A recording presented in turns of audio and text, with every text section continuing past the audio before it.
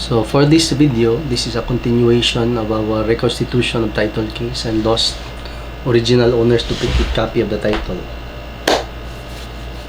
The petitioner, let's call him Mr. Petitioner, okay? He filed a petition for reconstitution of transfer certificate of title number 12345 before the regional trial court, okay?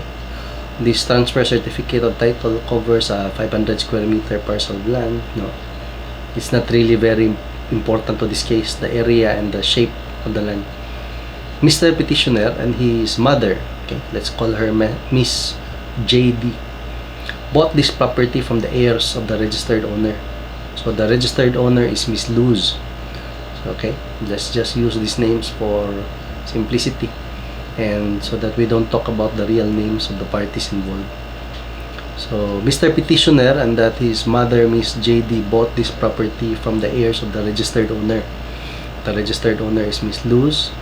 The registered owner during this case, no, she was already deceased. She has 3 heirs, okay, 3 children, Mr. Apple, Mr. Banana, and Mr. Carrot, okay, ABC, Mr. Apple, Mr. Banana, and Mr. Carrot. These 3 children are the heirs of Miss Luz. Okay. So this is the situation. So right now, I already have a hint as to what the problem might be at the bottom part of this decision. Okay. So there is a lost title, and the property was bought from 3 children.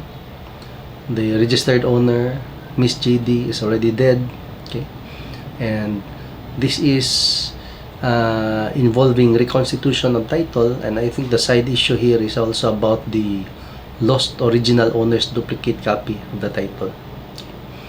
So that is the situation, no? In the previous video, I described to you, I relayed to you the situation or the reasons why this reached the Supreme Court, no? Brass tacks. So in this video, it will be more on the how this case started before it reached the Supreme Court, how this case started. So in the next video, we will discuss what were the evidence presented, what were the allegations in the petition. Okay, so I'll see you in the next video.